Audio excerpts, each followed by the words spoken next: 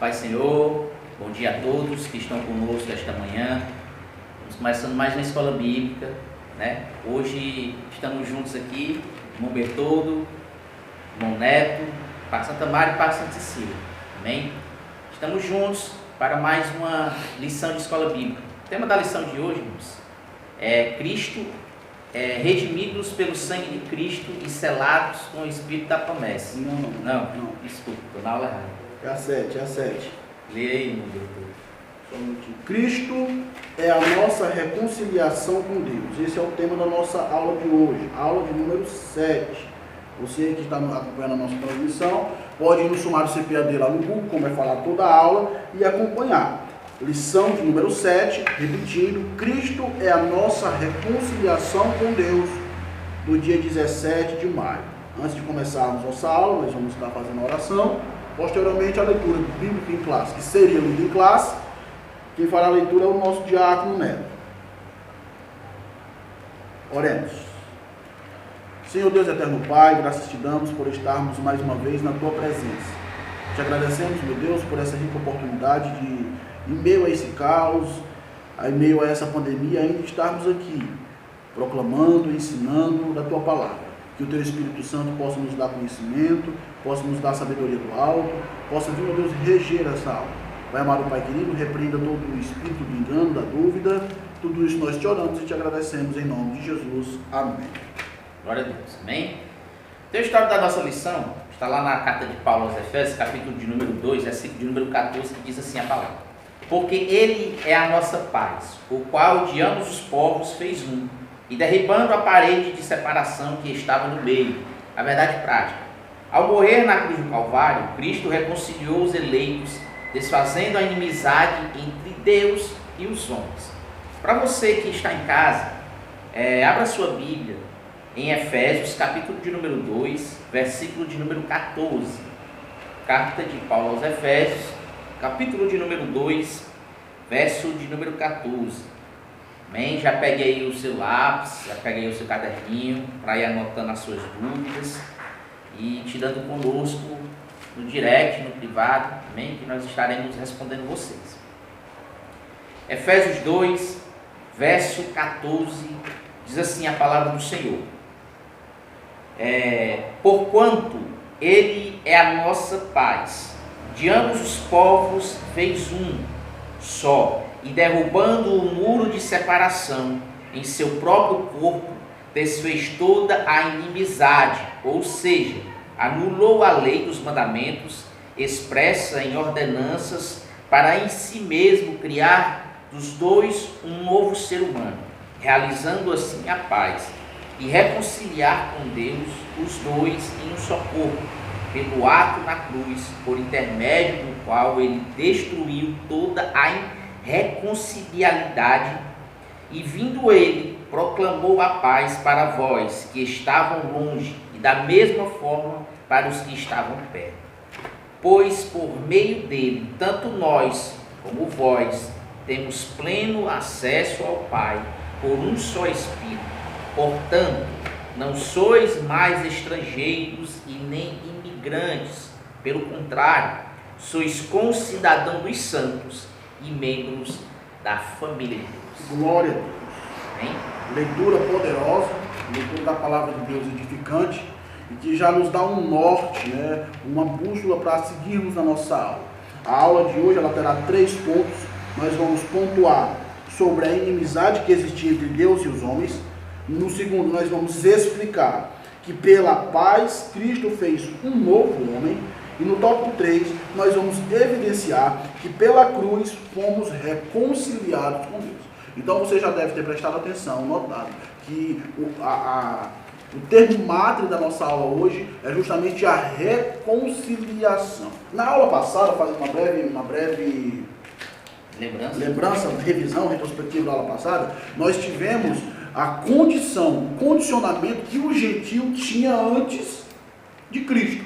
No período de todo o Antigo Testamento, quem era o gentio, por que era chamado de gentio, como ele estava longe da promessa, sem esperança, sem paz, sem Deus no mundo, né? Ele não era alcançado pelas promessas messiânicas, essa era a condição do gentio. Então nós entendemos tudo isso, e hoje nós vamos entender que nesta condição, Cristo agora vem trazer uma reconciliação com estes povos.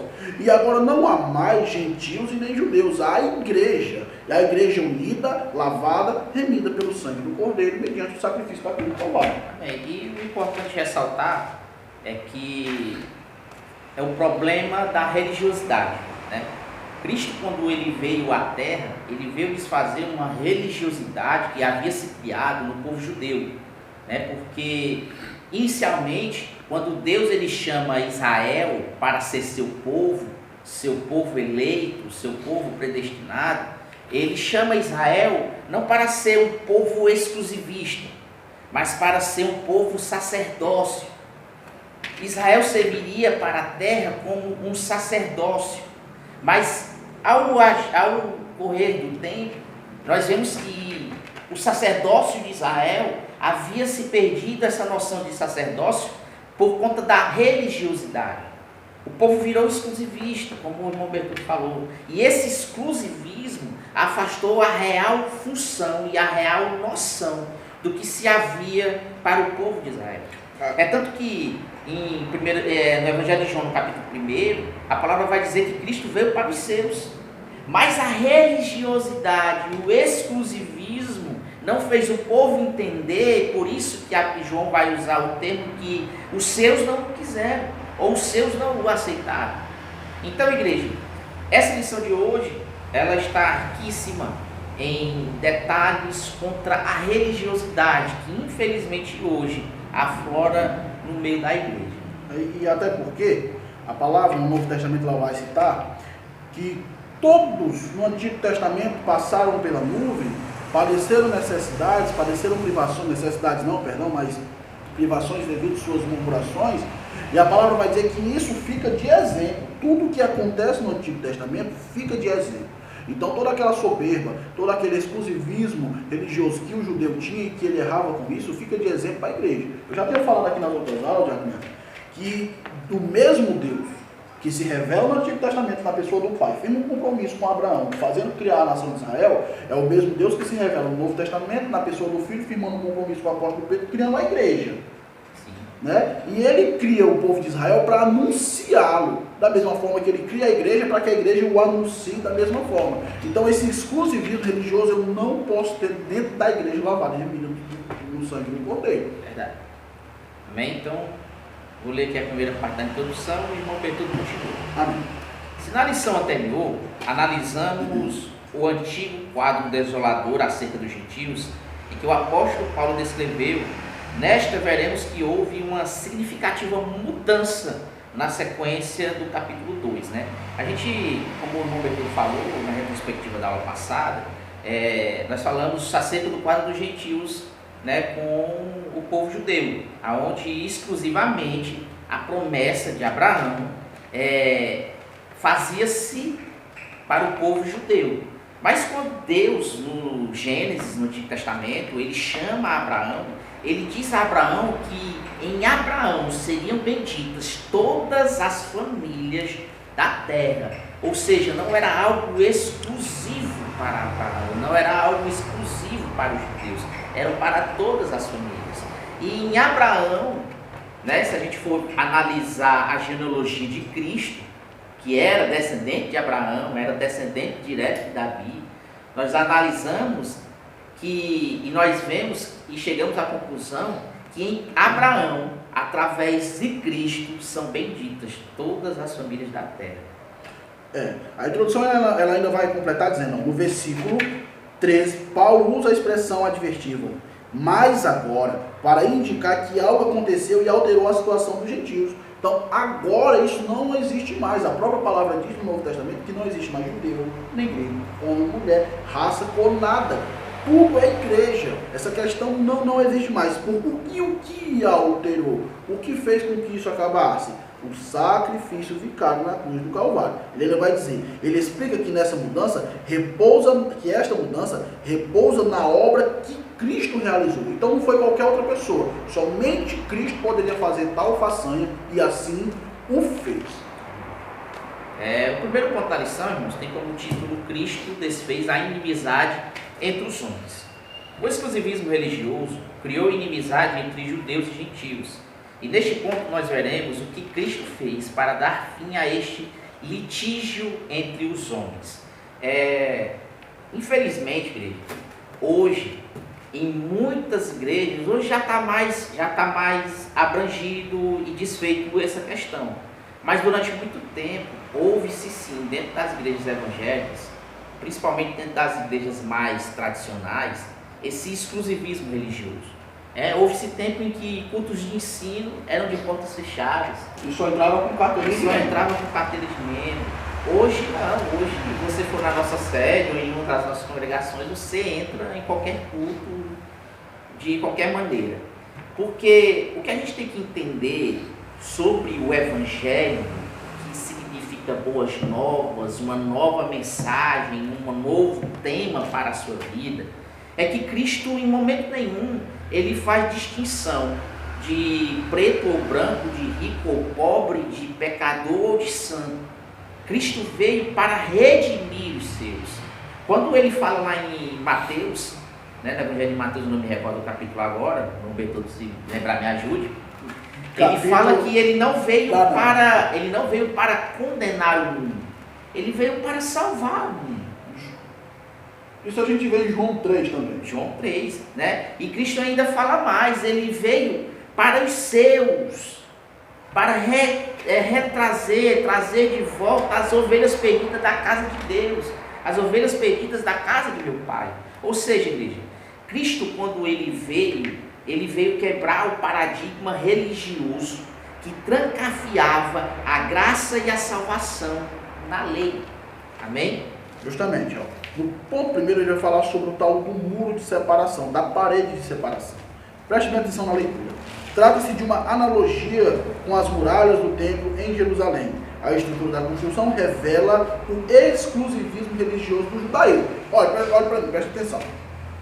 A gente viu na aula passada que a principal marca que diferenciava isso era a circuncisão. O judeu ele era circuncidado, todo macho judeu circuncidado ao 8º dia, ele detinha nele a marca da promessa. Isso, claro que foi imposto pelo próprio Deus para que servisse como realmente uma marca, mas o povo judeu já usava aquilo como um status de superioridade entre as outras nações. Se a gente prestar atenção, você vê Davi já questionando quem era o incircunciso filisteu que afrontava o exército de Deus vivo. Então a gente vê uma certa prepotência. Paulo ele enfrenta muitos embates e debates na igreja primitiva por conta disso. Porque muitos judeus da seita dos fariseus que se convertiam ao cristianismo queriam impor a mesma circuncisão no povo gentil. Porque eles exclusivizaram a lei e agora estavam querendo exclusivizar a graça. Tendo em vista que a graça não foi dada só ao povo judeu, não. A graça foi para todos. Se nós pegarmos o textuário bíblico que conhecemos, João 3,16, Deus amou o mundo de tal maneira. Deus não amou somente o povo judeu, ele amou o mundo. E a Bíblia me evidencia que sim, primeiro ele veio para o judeu, mas Paulo recusou. Agora a graça se estende a todo mundo. Então esse exclusivismo religioso, que como o Diácono Neto citou, as Assembleias de Deus tinham no começo, na sua, como os batistas tinham, como os presbiterianos tinham, como cada um puxava a sardinha para o seu lado, isso não deve acontecer. Porque o povo de Deus ele é um povo que tem que permanecer unido. A analogia do primeiro tópico vai falar sobre as paredes do templo, que separavam o povo gentil do povo judeu. Era quase um apartheid religioso ali. E isso não se pode repetir na igreja de Cristo. Uma vez que a igreja de Cristo ela é universalizada. Ela não é mais regionalizada como era nos termos da Judéia. Agora ela é até os confins da terra. Se você for ver e analisar, irmão Bertoldo, a gente não pode juntar ou fazer uma junção de liberdade com libertinagem. Isso mesmo. Né? A gente tem que abraçar todos os que entram na igreja sem distinção, né? O que Tiago fala, se entrou um irmão mais simples na igreja, não sente o irmão lá atrás. De jeito nenhum. Se entrar um irmão com mais posses na igreja, não bote o irmão lá na frente, não faça distinção, porque Deus não faz separação entre os homens, né? Deus não faz distinção. E isso tem que ficar claro na medida que a gente não pode, irmão, aturar dentro da igreja o pecado. De jeito nenhum. Né? O pecado ele não pode ser aturado dentro da igreja. Hoje se fala muito a questão dos cantores gospels, né? Teve até uma polêmica aí com uma cantora que, por esta, eu aprendi isso no Salmo, que em uma de suas lives ela cantou uma música do mundo, né? Uma música de uma banda aí mundana. E o que a gente tem que deixar claro, irmãos, é esse tipo de coisa. Deus nos chamou para sermos seus adoradores. E para frisar isso, abra a sua Bíblia na primeira carta de Pedro, no capítulo de número 2 e no versículo de número 9.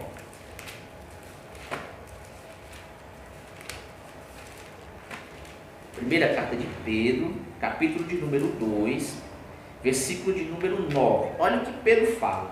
Porém vós sois a geração eleita, o sacerdócio real, a nação santa, o povo de propriedade exclusiva de Deus, cujo propósito, olha o propósito da gente, cujo propósito é proclamar as grandezas daquele que vos convocou das trevas para a sua maravilhosa luz. Ou seja, igreja, nós fomos chamados, eleitos, predestinados por Deus, escolhidos, não para proclamar o mundo ou para viver em amizade com o mundo. Nós fomos chamados por Deus para ser um povo exclusivamente dele, santo, irrepreensível, não para fazer qualquer coisa, irmão, mas para anunciar a palavra de Deus. Ou seja, todos os nossos atos e atitudes têm que ser único e exclusivamente para o louvor do nome do Senhor. Amém? Uma vez não confunda que pelo fato da graça se estender a todo tipo e qualquer pecador, não legitima, não lhe corrobora que ele permaneça no pecado. É justamente o contrário. A graça ela tem que ser alcançada, ela tem que ser estendida a todo mundo, justamente para que eles mudem. Esse é o real termo de conversão.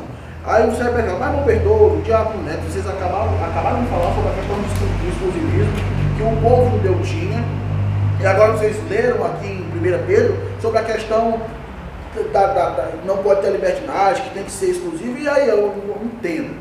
Em questão de adoração a Deus, Deus sempre requereu a sua adoração de forma exclusiva e diferente. Vou lhe dar exemplos. As primeiras formas de adoração se deram em altares. Deus começou a estabelecer como é que ele queria o altar. Sim. Depois passou a ser não só no altar, mas em monte. Os patriarcas adoravam nos montes. Deus começou a dizer como é que queria a adoração. Sim. Depois, Deus, para tirar do monte, porque monte é um lugar que vai todo mundo, Deus botou no tabernáculo e disse como é que queria dentro do tabernáculo. Não só isso, estabeleceu o templo e disse como é que queria o templo. O templo foi quebrado no cativeiro e veio a sinagoga. Deus disse como é que queria na sinagoga. Aí depois ele explica que a adoração tem que ser em espírito e em verdade. Então a adoração a Deus, ela é sim exclusiva e ela é santa, ela é única, ela não se mistura com outra prática de forma nenhuma. Eu bato muito aqui nas minhas aulas sobre o sincretismo religioso. Sabe que tem crente sincretista? Com certeza. Crente que dá, tem crente que.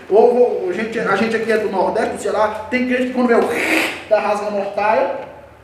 Vivo o noivo, desconjuro. Tem ainda. Tem crente que ainda acredita em aquele negócio que tem um bicho, não é o nome? Que bicho? Signo. O signo. Eu sou de leão. Hoje o horóscopo está dizendo que eu vou achar o amor da minha vida. A pessoa desse jeito. Rapaz, eu nem sei nem que signo eu sou. Eu sou de Jesus. Os irmãos que souberam aí, eu sou demais. Amém? Então, e outra coisa, irmãos, que a gente tem que frisar para fechar esse tema, é que a lei de Deus, a lei moral de Deus, ela não foi abolida, ela foi cumprida. Totalmente. Ela foi cumprida. mas abolida ela não foi. Cristo, lá no capítulo 5 de Mateus, quando ele começa a sua introdução ao Sermão do Monte, ele falando sobre as leis, ele fala: eu não vim para abolir a lei, eu vim para cumpri-la. E Cristo cumpriu não só a lei moral, mas também a lei cerimonial e a lei civil de Israel. Era um tripé na lei mosaica, né? Você amarrava ali todas as circunstâncias daquela sociedade, e ele cumpre, mas somente ele, nenhum outro conseguiu cumprir. E lembrando que a lei, ela não serve mais para mim, para você, como Status de salvação. Status de salvação. Obrigado, meu doutor. Ela serve como status moral. Amém? Ela é para ser cumprida como status moral. O que nos garante a salvação é a fé em Cristo Jesus e a atitude de Deus em mandar o seu Filho para morrer por nós. Amém? Então vamos ao segundo ponto. A derrubada da parede da separação. O apóstolo declara que em Cristo foi derrubada a parede de separação que estava no meio. Essa barreira era tanto literal como espiritual, mas por mérito da cruz de Cristo, a divisória foi rompida. Assim não somos mais forasteiros, mas somos da família de Deus e temos acesso à presença do Pai pelo sangue de Cristo. Temos livre entrada no santuário de Deus. A lei, para quem acha que não, a lei ela tinha lampejos de graça no Antigo Testamento. Você vê um lampejo da graça em Raabe, a prostituta. Sim. Você vê um lampejo de graça na travessia do Mar Vermelho, onde muitos egípcios atravessaram o mar. Você vê lampejos de graça em Ciro, rei da Pérsia, usado para libertar o povo de Israel. Você vê lampejos de graça em inúmeros detalhes da palavra de Deus, da Bíblia, no Antigo Testamento. A graça já agia, a graça já... sempre o propósito de Deus foi que essa barreira quebrasse, porque Deus é o Deus das nações, Ele é o Senhor das nações. A palavra de Deus vai dizer que a vontade dele é que todos cheguem ao conhecimento da salvação, todos, absolutamente todos. Então Deus sempre abriu essas exceções, mesmo na dispensação da lei, para que isso acontecesse. Olha o que ele diz: assim não somos mais forasteiros, mas somos da família de Deus, temos acesso à presença do Pai. Uma vez que Cristo morreu, meu querido, o véu do templo se rasgou. Eu não necessito mais de um sumo sacerdote para levar minhas expiações, uma vez que Cristo foi o sumo sacerdote e o próprio sacrifício, né, abrindo esse livre acesso. Pelo sangue de Cristo temos livre entrada no santuário de Deus. Nós podemos ver isso em Hebreus 10:19, você pode conferir depois. Então, os lampejos de graça, essa derrubada da parede de separação, já estava destinada a acontecer. Já estava destinada a quebrar isso. Nunca foi da vontade de Deus, na verdade, em fazer um povo exclusivista, né? Não que ele não queria um povo exclusivo seu. Sempre foi a vontade de Deus ter um povo exclusivo seu para louvor e adoração do seu nome. Mas não um povo exclusivista que se trancasse nos seus dogmas e nos seus preceitos. O que Deus requer, irmãos, de mim e de você, santidade. Com certeza é santidade. Mas além disso, irmão Bertoldo, como o irmão falou dos lampejos da graça no Antigo Testamento, eu acredito que a graça, ela é antecessora da lei. Eu não acredito, eu provo que ela é. Aliás, não houve nenhuma salvação sem a graça. Não houve em hipótese alguma. A lei nunca salvou ninguém, já. Se você for ver, a gente pode ver esse exemplo muito forte em Davi. Uma pergunta aqui, a Ivone Rosendo está perguntando: e Adão, o primeiro homem, foi salvo pela graça? Todos foram salvos. Como é o nome da irmã? Perdão. A irmã Rosendo, a Ivone Rosendo. Irmã Ivone, eu sou ruim de nome. Tem um bocado de Ivone aqui no Santa Maria, não sei, a irmã de Santa Cecília. É tua esposa? Rapaz, então ela está fazendo essa pergunta para mim responder para os outros, porque eu sei que ela já sabe, viu? Mas vamos lá, presta atenção. Nenhum homem foi salvo que não fosse pela graça. Sim. A graça, ela é retroativa. A partir do momento que Cristo ativa a graça no Calvário, ela retroage no tempo, salvando a todos. Se nós prestarmos atenção, a palavra de Deus vai dizer que Cristo desce às regiões mais baixas, inferiores, e prega para espírito que estava em cadeias. Se a gente ler essa palavra de forma literal, eu vou ver Cristo com a Bíblia na mão pregando o evangelho para quem já morreu. E isso seria contradizer sua palavra, uma vez que ela disse que morreu se adiou juízo. Mas em Hebreus vai dizer que Abraão, por exemplo, e todos os heróis da fé morreram guardando a promessa. Que promessa é essa? A promessa do Messias, da vinda do Messias, que foi falada lá em Gênesis 3,15, quando Deus proferiu que da semente da mulher sairia um que esmagaria a cabeça da serpente. Então, quando Cristo, vou repetir, ativa a graça na cruz do Calvário, ela retroage no tempo e alcança todos os homens, Adão, Davi, Salomão, Ciro, Isaías, Jeremias, todos esses que morreram guardando a promessa, Cristo vai e se revela. Eu sou o cumprimento da promessa, salva estes, tira, leva para o céu de Abraão, leva cativo o cativeiro e inaugura-se aí o advento da graça. Mas pela lei ninguém foi salvo, uma vez que todos pecaram e destituídos foram da glória de Deus. E se a gente for ver no entendimento mais amplo do que é a salvação pela graça, a gente tem que entender uma coisa, que Cristo ele não morreu num tempo. O sacrifício de Cristo não está designado a um tempo. O sacrifício de Cristo está designado na eternidade. Até porque o tempo passado, presente e futuro não existe para Deus. Quando Apocalipse fala que antes do cumprimento dos tempos, antes do início dos tempos, Deus já havia escrito o livro da vida. Deus já havia escrito o que iria acontecer. Deus já havia visto o que iria acontecer, ou seja, todos aqueles que morreram, como foi falado em Hebreus 11, esperando o cumprimento da promessa, eles morreram na certeza da eternidade do cumprimento da promessa. Cristo não morreu, a graça ela não foi de um momento, a graça ela é da eternidade, irmãos.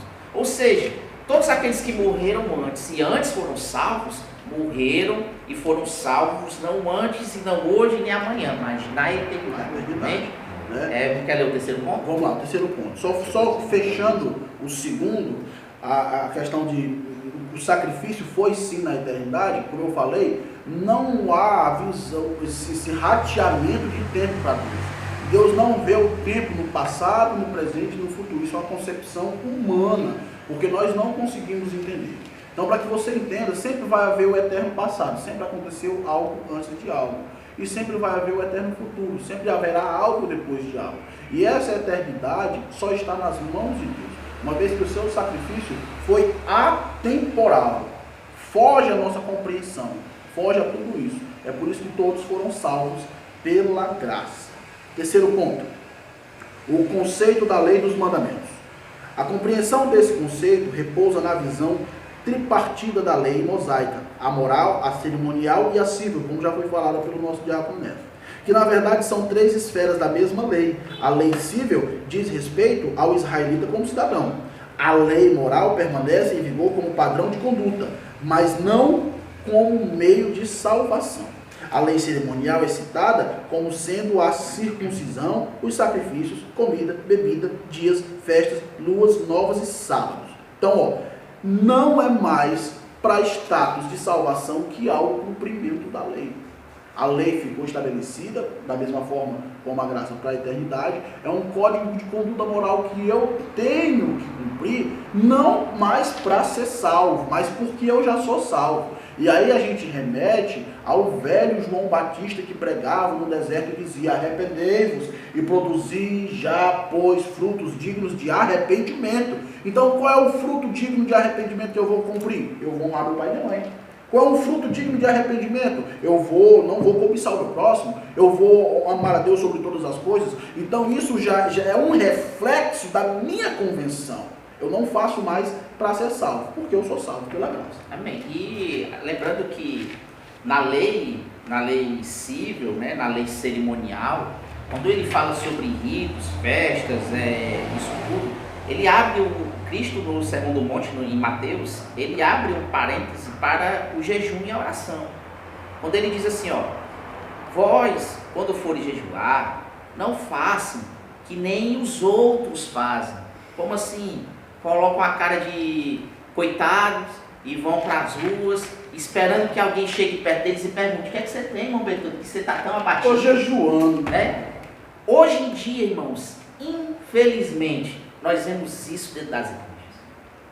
Infelizmente, nós vemos isso dentro das igrejas. O jejum, a prática do jejum e a prática da oração, ela tem que ser sim uma prática minha e sua.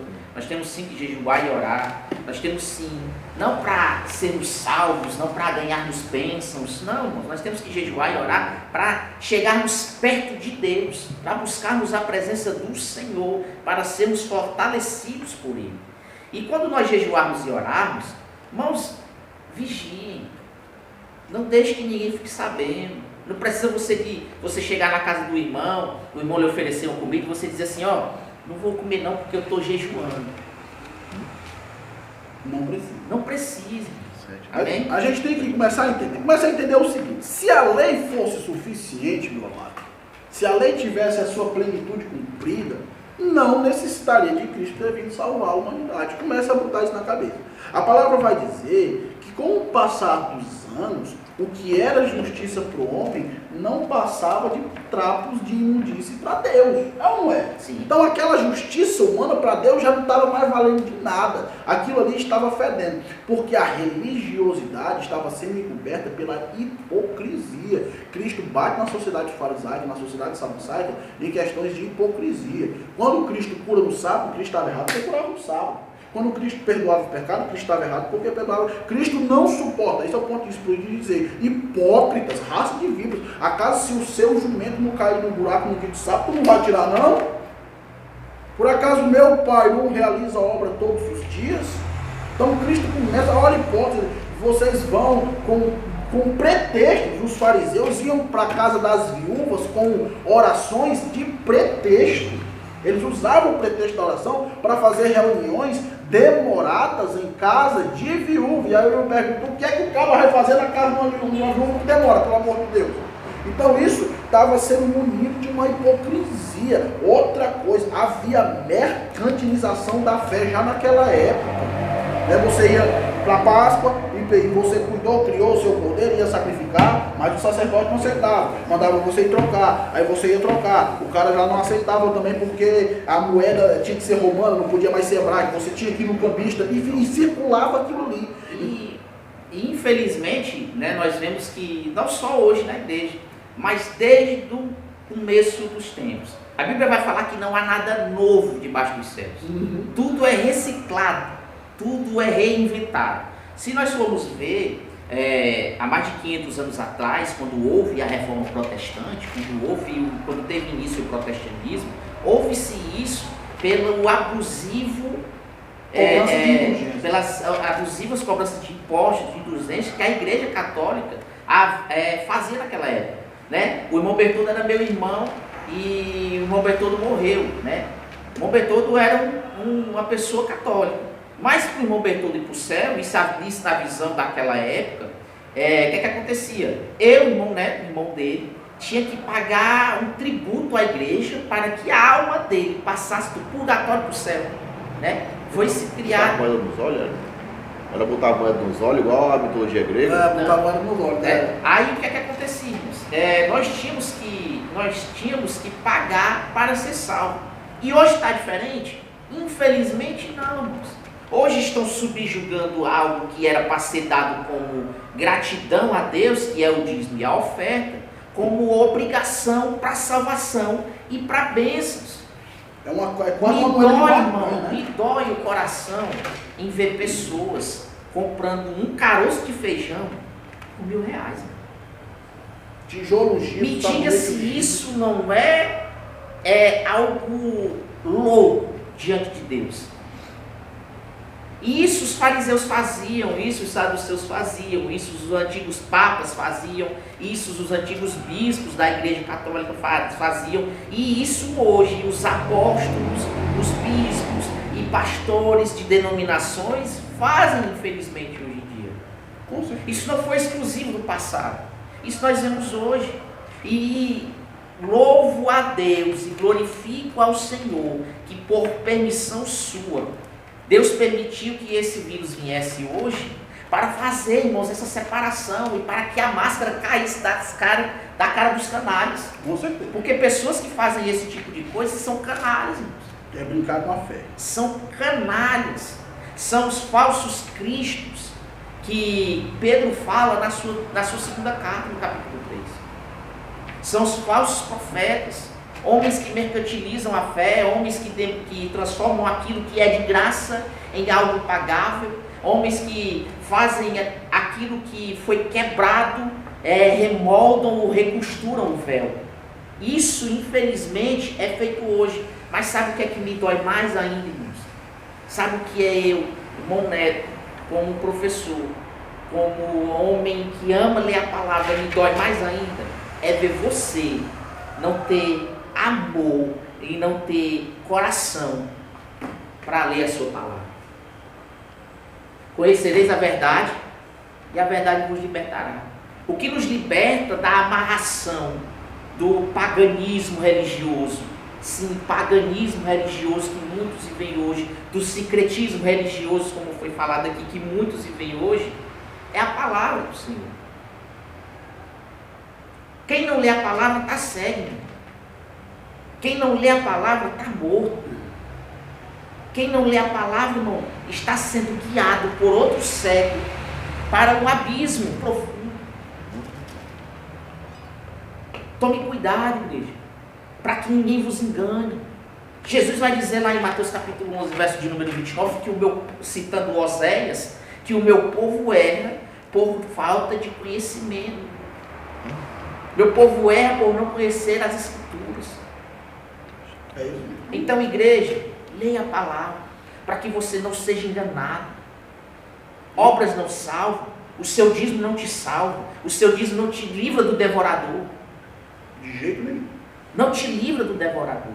Até porque... Dízimo, oferta e obras, tudo isso tem que ser por gratidão. Cristo me salvou, eu dou por amor, eu dou por graça, eu dou por gratidão, eu dou porque eu sei que eu fui salvo não por prata e nem por ouro ou por coisa corruptível, mas eu fui salvo pelo sangue de Cristo incorruptível. Amém? Até porque, amados, a salvação, além de não se comprar, se você prestar atenção, se você for na mão das igrejas da teologia para a prosperidade, você vê que a palavra ela é menosprezada, justamente porque a intenção é essa, é fazer com que você não conheça, é fazer com que você fique na inércia. Isso nunca foi o propósito de Cristo. Errais não conhecendo as Escrituras e nem o poder de Deus. Então, procure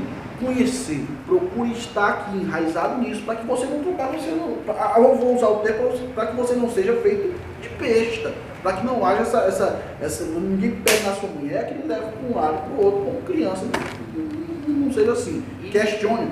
Paulo chega em Berém, o apóstolo Paulo, olha que Paulo já era conceituado naquela época, e Paulo tem suas palavras, seus sermões contestados pelos crentes bereanos, né? Crentes bereanos, então que a igreja seja uma igreja bereana, atestando que está ali com quem está falando no altar lá em cima. Só fechando o que o Diácono Neto falou, dízimo não é moeda de troca.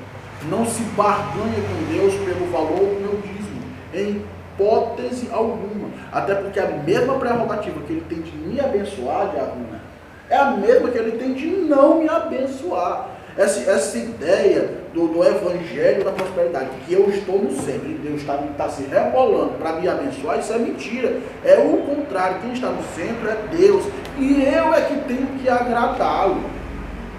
Então nós temos que rever isso aí, porque o evangelho no Brasil e no mundo ele está invertido.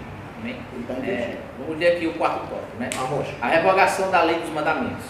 A eliminação das barreiras que dividiam judeus e gentios se deu pela revogação da lei dos mandamentos, que consistia em ordenanças. Essa revelação não contradiz o que Jesus disse: não vim para revogar, mas para cumprir a lei. Visto que, ao entregar seu corpo para ser crucificado, Cristo cumpriu a lei, oferecendo-se como sacrifício em favor de ambos os povos. Desse modo, a revogação aqui aludida é a lei da cerimônia, que resultava em separação entre judeus e gentios. O ato de Cristo oferecido em Deus, em cheiro suave, aboliu a necessidade dessas ordenanças ritualísticas, e assim a inimizade foi desfeita. E eu ainda vou mais adentro aqui do que o comentarista fala, né? Que quando Cristo ele fala que não veio para revogar a lei, mas para cumpri-la, né? O que ele quer dizer aqui, irmãos, é que ele veio para cumprir aquilo que eu, ser humano, não consigo cumprir. Por quê?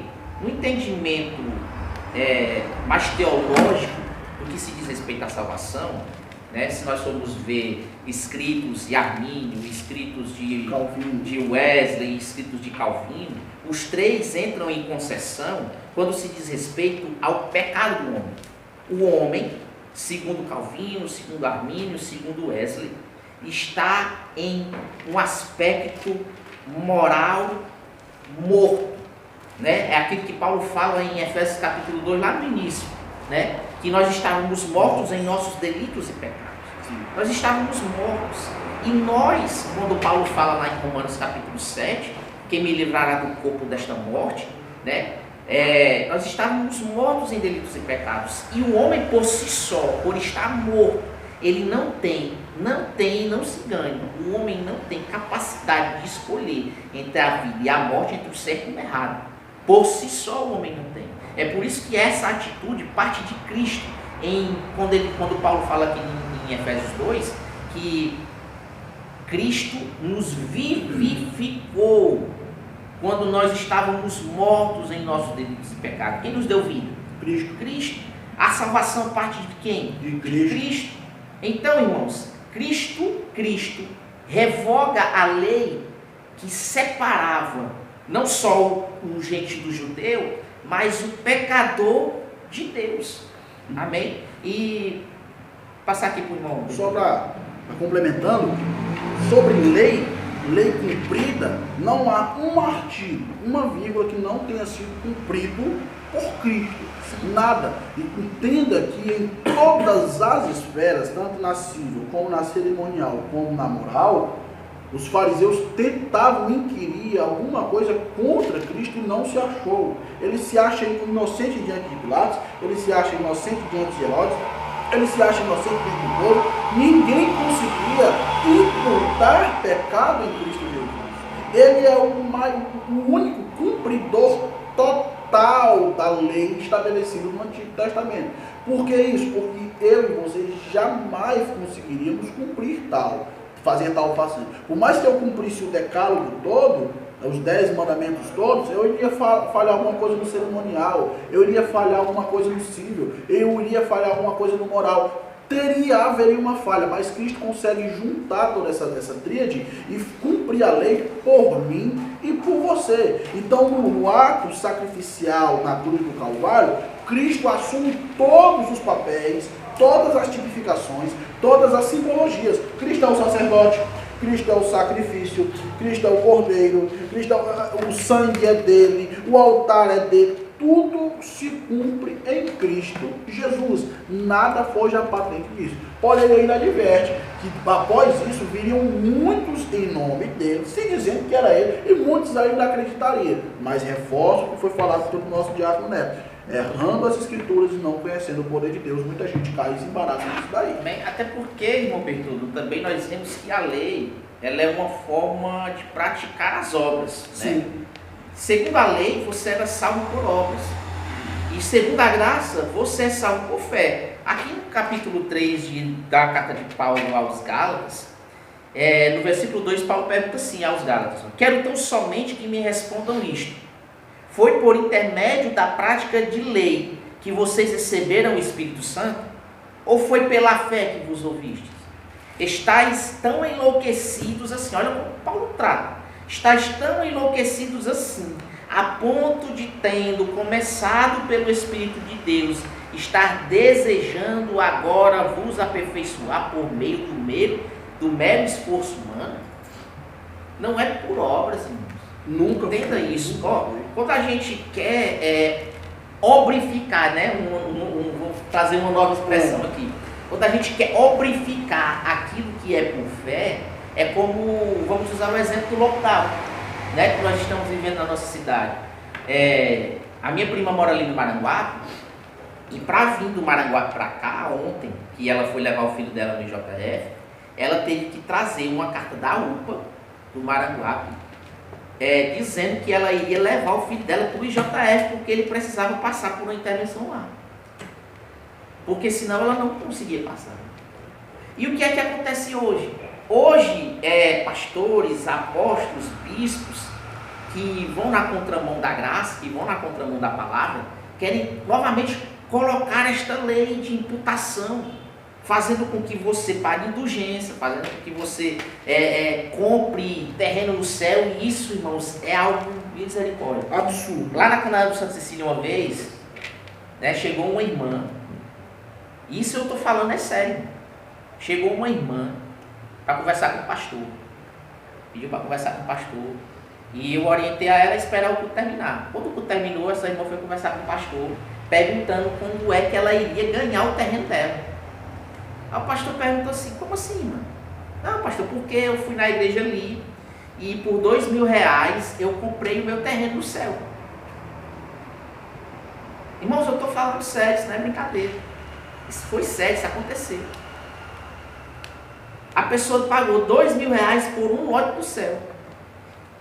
Você consegue entender esse tipo de coisa, irmão? As pessoas lotear o céu, irmão, uma misericórdia. Um condomínio fechado? Condomínio fechado. É isso, irmãos, é isso, esse tipo de coisa que me dói o coração, porque são pessoas que, infelizmente, não têm uma introdução bíblica básica. E isso, irmãos, não é porque são pessoas que não sabem ler, porque eu conheço 2 irmãos que aprenderam a ler na Bíblia, porque tinham vontade de conhecer as Escrituras. A vida é uma. Né? Foram pessoas que tiveram vontade de conhecer a palavra de Deus. Porque aquele que busca, encontra. Aquele que bate, recebe. Ou aquele que bate, abre-se e orar. E aquele que pede, recebe. Ou seja, se você for atrás, irmão, você não sabe ler, Deus lhe ensina. Deus lhe ensina. Eu conheço pessoas, se você quiser, eu trago aqui, no próximo domingo. Voltamos então aí com a nossa transmissão, paramos justamente no tópico 2, reconciliados pela cruz de Cristo. Foi o sacrifício vicário de Cristo na cruz e sua consequente vitória sobre a morte que possibilitaram nossa reconciliação com Deus e com os homens. Preste bem atenção. Vamos lá, vamos por partes. Primeira condição da nossa reconciliação se deu do sacrifício de Cristo. A gente já falou no decorrer da aula que o sacrifício de Cristo simbolizava o cumprimento da lei. Ponto. Separa isso daí. Segunda condição da nossa reconciliação, a sua ressurreição dos mortos. Eu já tenho falado aqui em outras aulas, você que nunca está me vendo pela primeira vez, o diferencial da nossa fé é que cremos num Deus que está vivo. Cremos em um Deus vivo. A primeira coisa que dizem a Maria Madalena e as demais que vão com ela é: não procurais dentre os mortos quem está vivo. Ele ressuscitou. Então isso é um condicionamento. Então, quando ele vai dizer aqui a sua consequência vitória, que não havia uma possibilidade de Cristo morrer e permanecer morto de forma alguma. Até porque vos digo de antemão que Cristo não foi assassinado. Sabia, né? Com certeza Cristo não foi assassinado. Outrora aos apóstolos eles diziam: ninguém toma a minha vida, eu a dou. Então ele entregou a sua vida. Porque primeiro, Cristo não tinha pecado como um homem, nem muito menos como Deus. Logo, a morte só abunda onde há pecado. Meu querido, ele está ali até hoje lá. Por isso que ele entrega a vida. Morre em favor dos seus, ressuscita libertando os seus também. A Bíblia diz que ele leva cativo o cativeiro. Então, meu querido, o condicionamento da reconciliação está no cumprimento da lei com o sacrifício da cruz e com a ressurreição dentre os mortos, inaugurando, ativando a graça redentora. Detalhe, diz que se Cristo ressuscitou, logo nós também ressuscitamos com Ele. Ele se faz a primícia da ressurreição, para que Ele ressuscita primeiro, para que eu e você ressuscitemos também um dia. E lá em 2 Coríntios 15, do 52 em diante, vai dizer: olha, nem todos nós dormiremos, mas no abrir e fechar de olhos, no soar da última trombeta, e a trombeta vai soar, nós seremos transformados trasladados e a corruptibilidade é revestida na incorruptibilidade. Aí ele vai dizer, primeiros que morreram, depois nós. Então essa turma aí que vai ressuscitar no arrebatamento, vai desfrutar disso daí, foi porque um dia Cristo morreu e ressuscita. São os dois condicionamentos da reconciliação. Bem, terceiro ponto, reconciliados na cruz em um corpo. O apóstolo Paulo reforça que o propósito de Cristo foi o de reconciliar ambos, judeus e gentios, com Deus em um corpo. A ênfase aqui recai sobre a inimizade existente na vertical, isto é, entre os homens e Deus. No versículo 14, o destaque era a inimizade horizontal, quer dizer, entre os judeus e os gentios. E essa inimizade entre judeus e gentios, entre santos e pecadores, nós vamos ver lá em Gálatas capítulo 2, no versículo 11, quando Paulo diz assim, quando porém Pedro chegou a Antioquia, eu o enfrentei face a face por causa da sua atitude reprovável, Pedro apóstolo. Porque antes de chegarem alguns da parte de Tiago, ele fazia as suas refeições de companhia dos gentios. Todavia, quando eles chegaram, Pedro foi se afastando, até se apartar dos incircuncisos, apenas por temor daqueles que defendiam a circuncisão. Irmãos, hoje em dia, é muito fácil as pessoas nos reprovarem por nós termos amizade com pessoas do mundo lá fora. Mas agora o que tem que ser pautado é o seguinte: você pode ter amizade com as pessoas do mundo lá fora? Sim, com certeza. Não é porque você é crente que você tem que ser uma pessoa apartada de todos. Não, jamais. Mas uma coisa que você tem que entender é que você não pode ser influenciado. Você tem que ser aquela pessoa que influencia. Se você se vê uma pessoa influenciada, se afaste. Busque a Deus, busque a palavra, leia a Bíblia. Aí, quando você tiver base para influenciar, você vai e influencia. Mas uma coisa muito que acontece hoje em dia, e isso é reprovável, é a hipocrisia de muitos. Paulo ele continua dizendo aqui no versículo 13, e os outros judeus, de igual modo, porque viram Pedro fazendo, se uniram a ele nessa atitude hipócrita. Quer dizer, antes de chegar aos outros, ele estava assim, conversando com todo mundo. Mas depois que os outros chegou, ele se afastou. Às vezes a gente tem amizade com todo mundo lá fora, no trabalho e na rua, mas se chegar um irmão, você se afasta de todo mundo. A gente não é assim? Seja sincero, a gente não é assim? Você está ali no meio da rua, na calçada, conversando com a sua vizinha. Se você vê o pastor chegando, misericórdia, lá meu pastor. Por quê? Simplesmente porque ou estava falando da vida da outra, ou estava falando que não devia, Falando da igreja, ou estava falando da igreja. Mas quando a gente é luz, a gente não tem, irmão. Porque a gente não está sendo influenciado, a gente está influenciando. A gente está influenciando. Lá na empresa que eu trabalho, eu converso com todo mundo. Com todo mundo. Quem chega para conversar comigo, eu converso. É tanto que uma pessoa que eu peguei, eu estou há pouco tempo lá na empresa, mas uma pessoa que eu peguei uma amizade muito grande, que eu converso com ele muito, o cara é ateu. e aí viabiliza uma amizade? O cara De jeito nenhum, né? E eu procuro mostrar para ele a felicidade de servir a um Deus que realmente existe e é verdadeiro. Influenciar. É tanto que ele, por ser ateu, mesmo ele sendo ateu, ele me respeita na minha crença. Ele nunca chegou perto de mim para falar de mulher, ele nunca chegou perto de mim para falar de moralidade ou qualquer outra coisa reprovável. Ele sempre chega de mim de modo respeitável. A única coisa que a gente fala assim a mais do mundo é sobre futebol. Que ele é Fortaleza, eu sou Ceará. Eu não tenho culpa se ele é sofredor, né? Mas Vamos lá. olha lá. Pegando o gancho do Diácono Neto, quando a gente fala de circuncisão, os irmãos estão percebendo que no decorrer da aula, hoje eu optei por um caráter mais técnico da escritura, eu estou deixando a dissertação hoje do nosso diácono. Então, só trazendo aqui, a gente fala de circuncisão, para quem está vendo a primeira vez, rapaz, mas o que é que isso, qual era esse espírito fino, tão grande entre gentios e judeus? Entenda. Isso foi simplesmente a causa do primeiro quebra-pau entre os apóstolos. Só consigo entender a dimensão que isso é. A circuncisão, ou o tema da incircuncisão no meio apostólico, era algo horrível. Era quase, hoje, Armínio e Calvino. Era um negócio de crente católico, era uma coisa de outro mundo. Porque os judeus não aceitavam, em hipótese alguma, que os crentes que se convertiam, gentios, não se circuncidavam. Paulo enfrenta um embate muito grande dentro da comunidade apostólica, ao ponto de ter que vir a Jerusalém, ter que vir lá dar relatórios de suas missões aos 12, principalmente a Pedro, a Tiago e a João.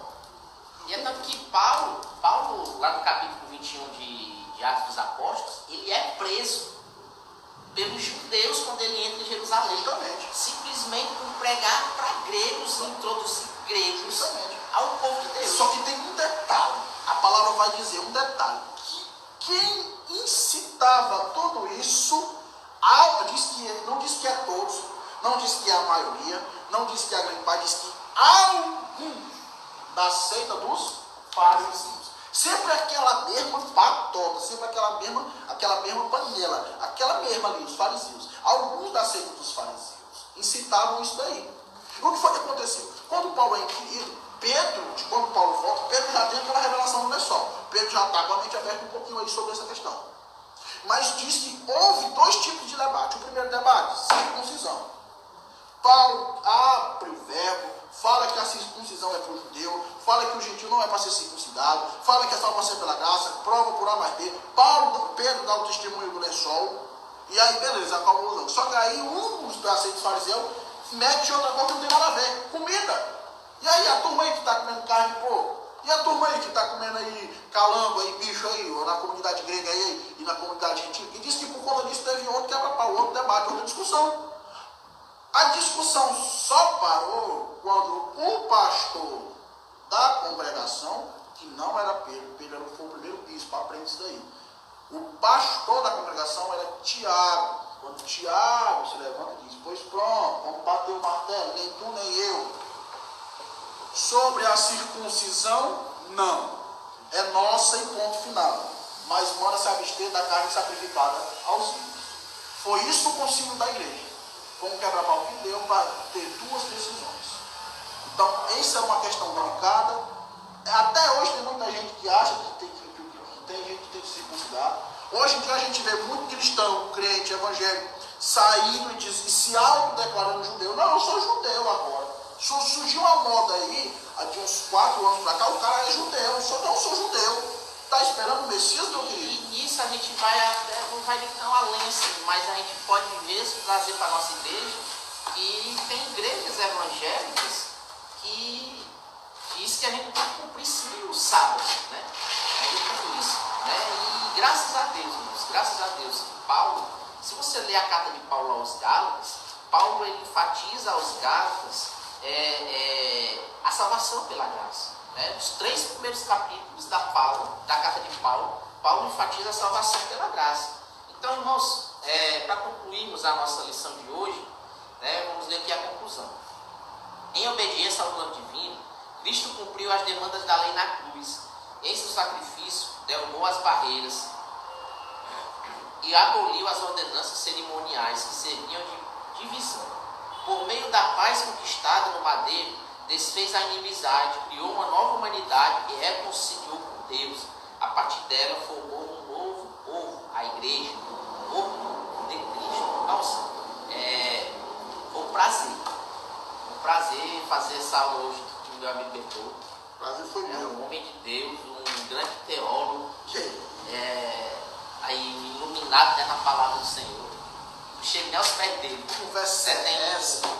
Tem a aula uma parte da história que fala que a pessoa chegou para um homem e disse assim, rapaz, o que é que você me diz de fulano? O que é que você me fala de fulano? Você acha que vai ver fulano no céu? Ele disse, sim, com certeza eu não vou ver ele no céu. Eu sabia que o senhor ia dizer isso, eu tinha certeza que o senhor ia falar isso. Ele, com certeza eu não vou ver ele no céu, porque ele é tão santo, que porque eu não vou poder ir ter oportunidade de chegar perto dele no céu, da santidade tão bem que ele tem. Assim é o meu irmão Bertoldo, né? Irmãos, Deus fez tudo aquilo que separava o homem dele, e nele ele desfaz tudo aquilo que separa um do outro. Nós temos que ser amigos, irmãos. Nós temos que ter sim amizades. Essa história de as pessoas interpretarem errado aquela passagem de Jeremias que diz que maldito o homem que confia no outro homem, é errado, irmão. Porque Provérbios vai dizer que há amigos mais chegados que irmãos. Então, irmãos, amem a todos os homens em Cristo. Paulo ele traz, né, em Romanos que, se possível for, tenha comunhão com todos. Ame-os em amor e em Cristo. Suporte-os em amor. Né? Então, tenha amizade com todos, e seja exemplo em tudo. Seja exemplo em tudo. Não somos salvos por obras, não somos salvos por leis, somos salvos pela graça para sermos exemplo. Então, como filho amado de Cristo, seja exemplo. Amém? Amados, vocês estão vendo que é modesto do nosso diácono, né? A aula foi dada por ele, né? A aula foi dada por ele, eu aprendi muito. O apóstolo Paulo precisou de 3 viagens missionárias, prisões e açoites para entender quando João Marcos era importante. Eu não vou precisar disso. Isso é muito importante para a obra de Deus. Eu quero estar do seu lado, não vou fazer como Paulo passou por isso não. Vamos juntar as congregações cada vez mais, vamos fazer isso aí, vamos levar esse projeto até o final dessa quarentena. E eu agradeço a sua presença, aprendi muito, bastante. Quem sabe no próximo domingo nós não estejamos de novo nós dois aqui, né? Se vocês gostarem, mas, a live vai estar aí compartilhada, vocês compartilham, se vocês gostarem, nós vamos estar aqui novamente. Vamos aí, o irmão Alisson está aqui, ele vai ler aí, ó. Irmão Santa Cecília e irmão de Santa Maria. Vocês querem que a gente no próximo domingo volte os dois juntos? Fala aí, isso aí, rapidez. Enquanto vocês digitam, eu vou dar um aviso aqui, ó. Hoje, meio-dia, esta aula já vai estar postada no YouTube. Canaã Santa Maria é o canal. Então, meio-dia, se você quiser almoçar, a gente almoça vendo barra pesada, não? Por que a gente não vai almoçar vendo a aula, né? A gente almoça vendo barra pesada aí, o 90, vendo sangue, ainda bota aquele chufo no bico. Então, se você quer, almoce assistindo a aula, aprendendo. Hoje, se você por algum motivo não conseguiu ver a live toda, já tá lá, vai estar no YouTube ainda. Também, olha, hoje, após o culto, aqui exclusivamente, falando aqui direcionado para os irmãos do Parque Santo Amaro. Após o culto da sede, vai ser lançado também no YouTube, no mesmo canal, Canaã do Parque Santo Amaro, o culto local.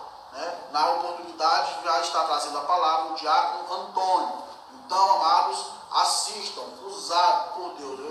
Eu vi só foto dele pregando, eu já me arrepiei todo. Imagina quando eu ouvi a palavra. Né? Então, amados, não percam, se dediquem o tempo livre de vocês a Deus, amados. Buscar em primeiro lugar o reino de Deus e a sua justiça.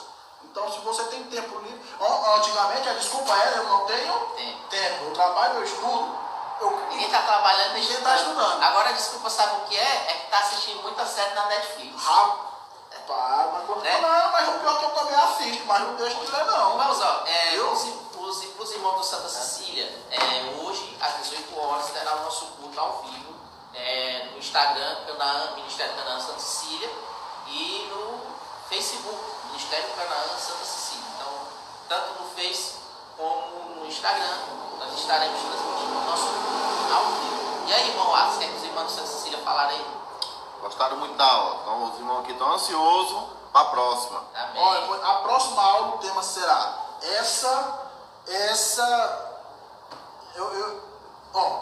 edificado sobre o fundamento dos apóstolos e dos profetas. Os irmãos que me conhecem aqui no Santa Amaro sabem que teologia católica eu me dediquei um pouquinho a mais. É mesmo?